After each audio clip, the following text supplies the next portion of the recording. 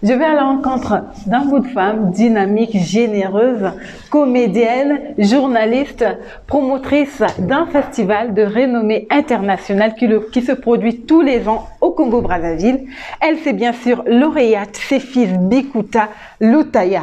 Elle est mon invitée, on en parle avec amour.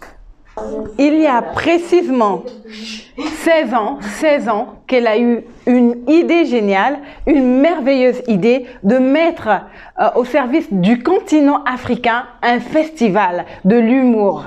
Le festival Touséo qui se tient tous les ans au Congo-Brazzaville au mois d'octobre précisément. Alors, lauréate Séphise Bikuta, c'est une femme artiste, une femme à plusieurs facettes. Aujourd'hui, elle est mon invitée. Nous allons discuter. Elle va nous parler de ce festival Touséo. Est-ce que le festival, à l'ère du Covid, aura lieu ou pas?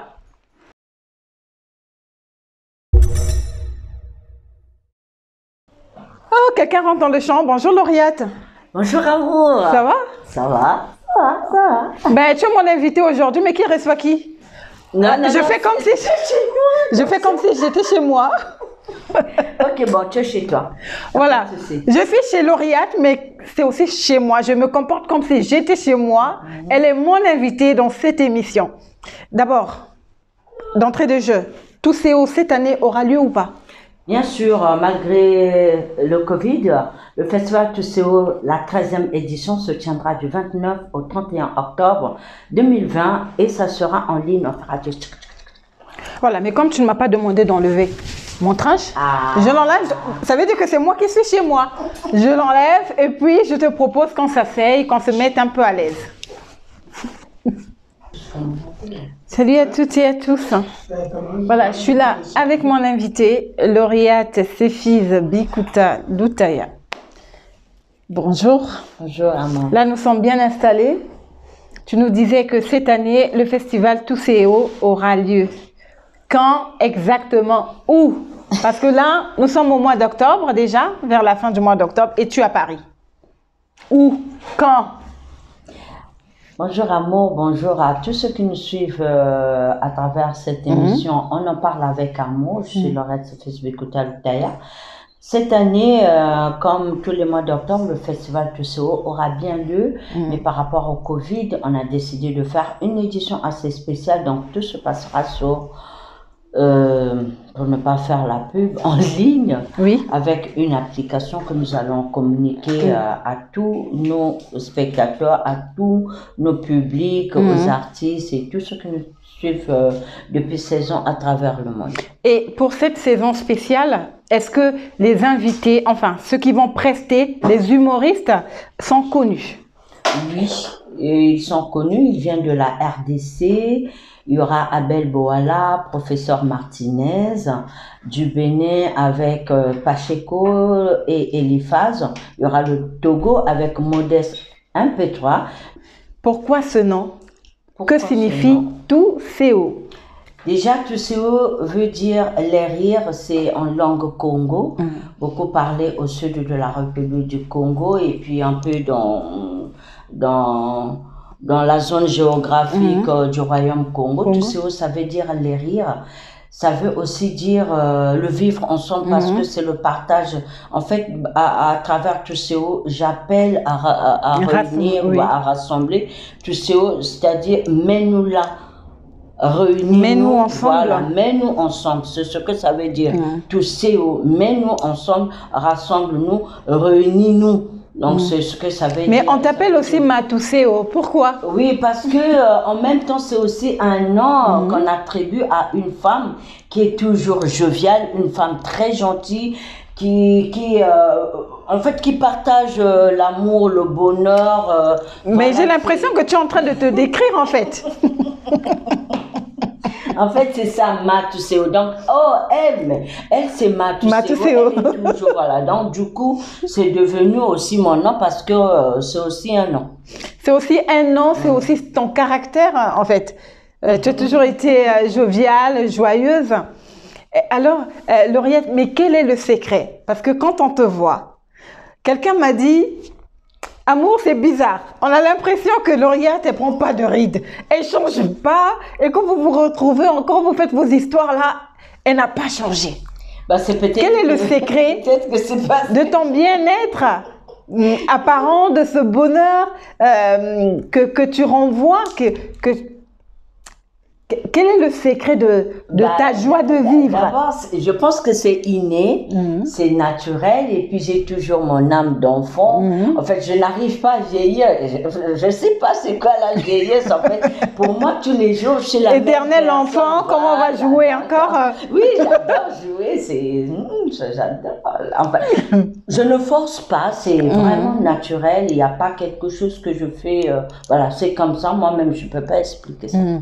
C'est la joie de vivre que tu transmets, surtout à travers le sourire et au quotidien, pour nous qui sommes tout le temps avec toi.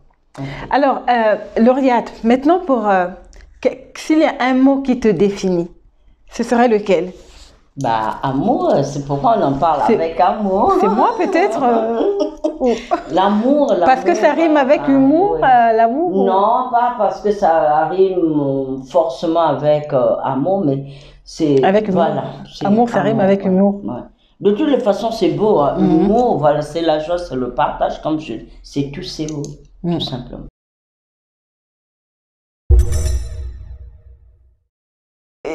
Tu sais, il y a des humoristes, quand tu les regardes sur scène, quand tu les vois, il y a certains sans même qu'ils aient ouvert la bouche. À travers leur expression, tu te mets déjà à sourire. Et toi, le matin, au réveil, quelle est l'image qui te revient, qui te fait sourire? Alors moi, il y a une personne qui me fait rire, mais quelle que soit la colère, parce que j'arrive aussi à me fâcher quand même. Ben oui. Mais c'est Anne Romanoff. Anne Romanoff, rien qu'à la voir. Je souris. La dame en rouge, comme on l'appelle. Je n'ai pas besoin de l'entendre parler, qu'elle fasse son spectacle. Anne Romanoff me fait rire. Et parmi les humoristes, tu as tes préférés? Et même avant de savoir qu'elle était humoriste, en fait, elle me faisait rire déjà. Par sa couleur ou sa tête ou son expression? Je ne sais pas, mais elle me fait rire. Elle me fait rire. Elle me fait rire. Et la musique, le matin au réveil, pour être de bonne humeur, qu'est-ce qui te booste le matin? Quelle est cette musique à laquelle tu penses qui reflète la joie, la bonne humeur? Une journée illuminée. Il y a la musique de Mamou National, Tchalamouana, qui nous fait danser avec le monde. Ça, c'est beaucoup plus pour faire du sport parce qu'il y a du punch et tout. Mais je n'oublie pas aussi la chanson des bons bergers. Yangalala. Ah ouais. Yangalala. De toutes les façons, Yangalala, c'est être joyeux. Joyeux, oui. Voilà, ça rejoint, tu sais. Les bons bergers, on vous salue. On vous salue. Voilà, c'est une musique qui met de bonne humeur et puis ça reflète un peu ce que tu es, la joie que tu communiques. Déjà, Yangalala veut dire réjouis-toi, sois content, voilà quoi, sois de bonne humeur. Et quel est le premier geste que tu fais au réveil pour être enfant? Je me concentre d'abord quand je me réveille, je réfléchis d'abord, je médite d'abord. Après, je prends le téléphone pour voir les informations, qui m'a écrit. Je vais sur WhatsApp, en fait, c'est un réflexe. Je vais sur WhatsApp. Pour voir qui t'a écrit ou pas. Pour voir qui a écrit, à qui je n'ai pas répondu parce que je travaille beaucoup avec le téléphone. Et y a-t-il des humoristes que tu as reçus sur la scène de Tousseo qui sont restés en contact avec toi? Presque avec tout le monde. Hein. Presque avec tout le monde. Oui, presque avec tout le monde. Après, il y en a avec lesquels on met un long temps pour communiquer, mais j'ai pas perdu de vue les humoristes qui sont venus à Tousseo. Bon, d'abord, je les salue tous, je les adore, je les aime trop. 16 ans que le festival existe et c'est la 13e édition. Dis-nous, quelles sont les difficultés que tu as rencontrées, parce que ça fait quand même un bout de chemin déjà. Et ça n'a pas été facile. Oui, malgré le fait que le festival soit connu aujourd'hui, les difficultés sont encore là parce que ça n'a pas été facile pour moi. Comme je dis, Tousseo, c'est un bébé prématuré. qui est en train de prendre du poids, apprendre à marcher, à courir. Mais le bébé se porte bien. De plus en plus, on est en train d'avoir des personnes, des structures qui veulent travailler avec le Festival QCO. Et comment fais-tu pour tenir ce festival autant d'années? Est-ce que tu t'en sors? Est-ce que QCO génère des moyens qui te font vivre toi? Qu'est-ce que tu gagnes en proposant un festival de cette envergure aux Africains? Alors, qu'est-ce que je gagne? C'est difficile de ne pas dire que je ne gagne pas parce que je vais déjà parler en termes de ressources humaines, en termes de contacts. Vraiment, je gagne beaucoup.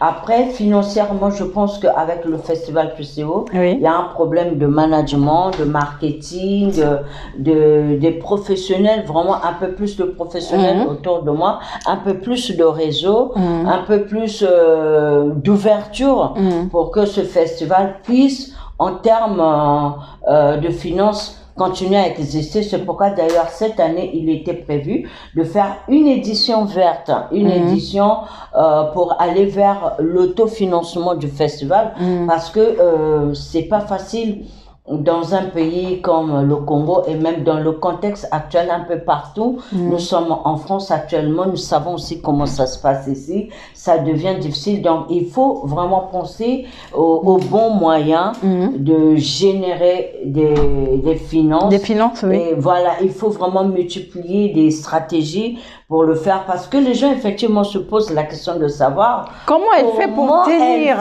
tenir le festival. Mais je salue aussi le public de Brazzaville en particulier, parce que c'est eux qui viennent beaucoup au festival. C'est vraiment un grand partenaire. Et toi-même, en tant que promotrice de ce festival, tu as nourri QCO à la mamelle, hein? Ah oui, vraiment, c'est pas un festival qui a pris le biberon, hein. Mon bébé a été nourri au sein maternel. Au sein maternel, grâce aux partenaires qui sont venus, grâce au public, grâce à l'équipe de QCO qui se sacrifie quand même, il faut le dire, à continuer à faire ce festival. Aux amis aussi, j'ai beaucoup d'amis personnels qui s'investissent dans ce festival.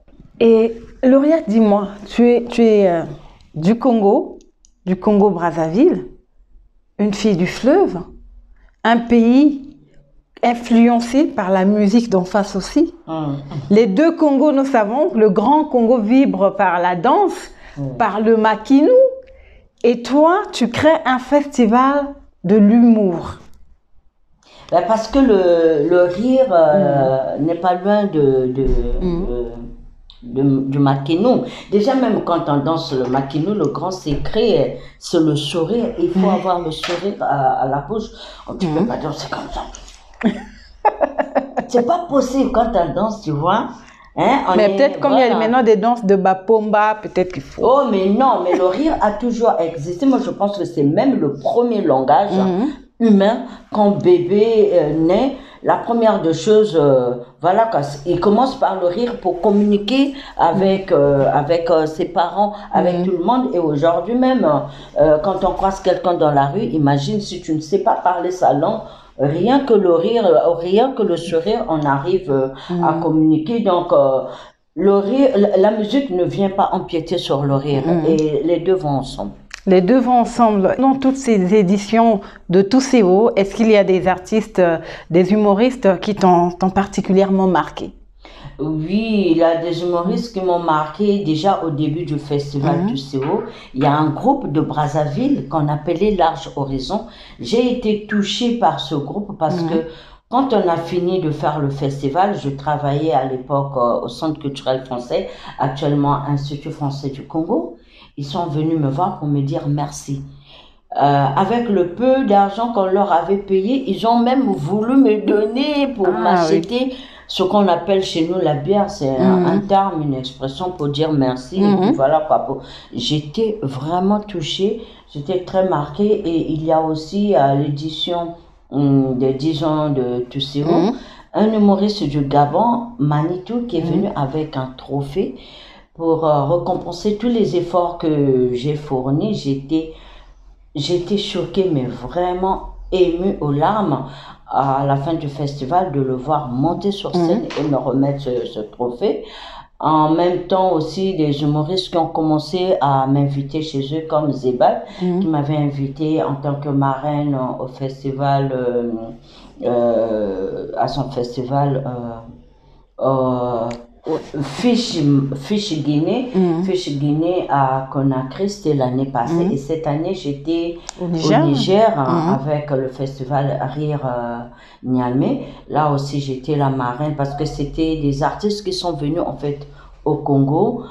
Par exemple, pour le Fiche, il y a plusieurs festivals qui sont nés grâce, bien sûr, voilà, grâce au conseil, qui se sont inspirés de tous ces mots, inspirés et que j'ai personnellement accompagné dans la réalisation. Donc, du coup, en fait, j'étais touchée de voir que moi aussi, j'ai été invitée. Je sais que certains, c'est dans leur projet. Et aujourd'hui, nous savons que sur la scène de Tousseo Brazzaville, on a assisté à l'éclosion de plusieurs talents. Oui. Certains étaient des anonymes. Aujourd'hui, on les voit prester sur des scènes africaines et internationales. Alors, lauréate, nous devons saluer aussi le travail de management que fait Tousseo. Oui, parce que Tousseo, c'est pas seulement prendre les artistes, les mettre sur scène, c'est aussi des conseils, c'est des ateliers, c'est des formation, c'est des formations, c'est le coaching aussi, c'est beaucoup de choses et grâce à cette manière de faire, il y a eu beaucoup de mise en relation entre les artistes et même nous aujourd'hui, c'est devenu une grande famille sur la plateforme WhatsApp. On a des groupes qui interviennent chaque jour, c'est de la communication depuis 16 ans. Il n'y a pas de rupture, quoi. On continue à communiquer, on continue à orienter. Voilà, c'est une grande famille. Les novices qui prestent pour la première fois sur la scène de Tousseo sont conscients que être humoriste, c'est un métier. Ou c'est juste pour s'amuser qu'ils viennent. Est-ce qu'ils sont conscients, les novices, les jeunes de Brazzaville, par exemple, qui se lancent dans la scène, par exemple, qui se lancent sur scène, est-ce qu'ils sont conscients que être humoriste est un métier? Bon, qu'il y a des codes à respecter, qu'il faut apprendre. Je pense maintenant que depuis qu'il y a eu Tousseo et tous les festivals maintenant à travers le monde et le succès que font les autres, je pense que les gens ils n'ont pas encore compris que c'est effectivement un métier. Je ne pense pas. Je pense pas et c'est quelque chose qu'ils doivent savoir parce que quand on monte sur scène pour rester devant les gens qui ont payé leur ticket pour venir vous voir, c'est pas de l'amusement. Donc, écrivez-nous des bons textes, faites des bons spectacles et faites le plaisir aux gens qui viennent vous voir. Parce qu'une fois l'édition 2016, on avait hébergé des humoristes dans un hôtel et quand ils sont partis pour payer en fait ce qu'on réglait, les gens qui étaient à l'hôtel, ils ont dit mais comment, c'est quoi votre festival? Parce que notre patron est revenu avec sa chemise à la main, il n'arrêtait pas de rire. Alors, tu vois, c'est des effets comme ça, ça veut dire que la personne a suivi un vrai spectacle. Et a gagné un public. Et a gagné un public. Parce qu'il est revenu avec sa chemise à la main, il n'arrêtait pas de rire. C'est ça, il ne faut pas arriver sur scène juste parce que on a vu qu'un tel commence à voyager, on a vu qu'un tel commence à avoir du succès. Moi aussi, je fais de l'humour. C'est un travail difficile. Faire rire, c'est pas facile. Chez nous, au Congo, dans les deux Congos, il y a des scènes de vie courante. Les sketchs, comme on appelle ça, même si c'est pas véritablement ça. Est-ce que ces comédiens, ceux qui jouent les scènes de vie courante, par exemple chez nous, le théâtre de chez nous, peut-on les appeler humoristes? Bah oui. Ou dire, vu de loin, c'est un humoriste. Voilà, est-ce que c'est un humoriste?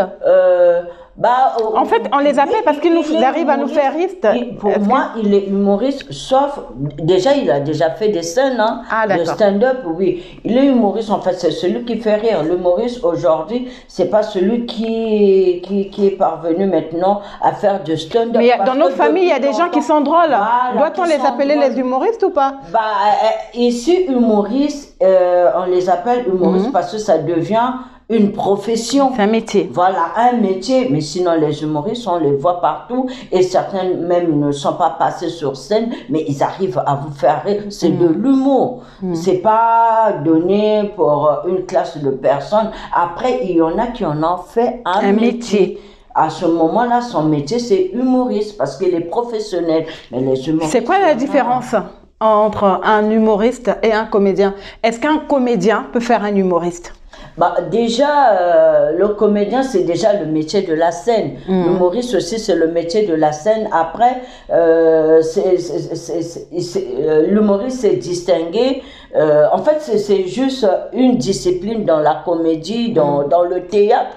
Parce que c'est aussi une forme de théâtre, à mon avis, parce qu'ils sont sur scène. Après, le comédien, il se différencie parce que moi, par exemple, quand je suis sur scène, je ne fais pas de l'humour forcément, j'interprète un rôle avec un metteur en scène qui me donne des directives de faire ci, de faire ça. Je n'ai pas à improviser le texte devant le public, mais l'humoriste, lui, il arrive. Moi, j'ai reçu, par exemple, Tristan Lucas, mais qui a fait un spectacle rien qu'en observant le public. Et voilà. En fait, il a beaucoup improvisé. Il improvise. Voilà. C'est un professionnel de l'improvisation. Aujourd'hui, il y a beaucoup d'artistes qui sont arrivés sur scène à TUCO. Il a son spectacle. Mais il peut le changer tout de suite parce que l'autre a fait un spectacle qui va dans le même sens que ce qu'il avait prévu.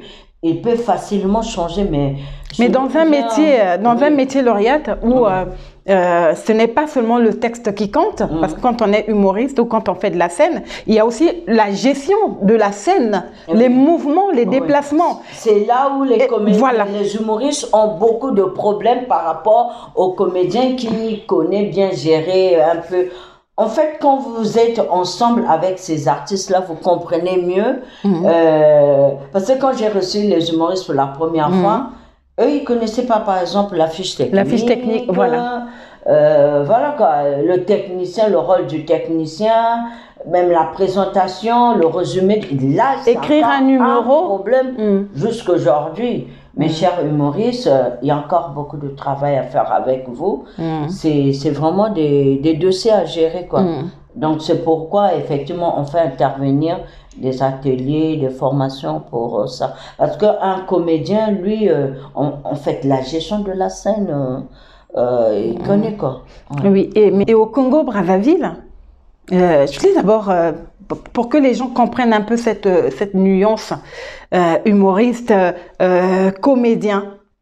Un gars comme Digbe Cravate, par exemple, c'est un humoriste ou un comédien?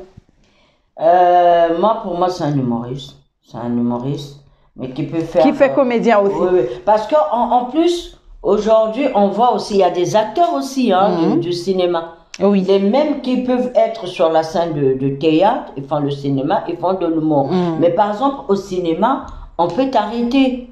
Tu vois la différence entre un humoriste qu'on ne peut pas arrêter, une fois qu'il est sur scène, on l'arrête pas pour dire reprends. Mais au théâtre, au cinéma, on leur dit coupez, là tu viens, tu reprends. C'est différent parce que tout le monde, en fait, un acteur, par exemple, on peut te prendre dans la rue pour ton beau visage et tout pour que, voilà, on a besoin de ton image, voilà, tu fais l'acteur. Tu fais l'acteur parce qu'au shooting, on a besoin de quelqu'un de grand, baraqué. Voilà, pour jouer quel rôle. Tablette de chocolat. Voilà, c'est vraiment défini. Un humoriste, il a son texte, il a de l'humour, il a son talent, il vient sur scène, il vous casse les codes, quoi. Voilà, c'est ça, il y a ces petites différences-là, quand même. Et Kabandoudi. Ah, le vieux Cabas. Nous étions très heureux de l'accueillir à TUCO 2019.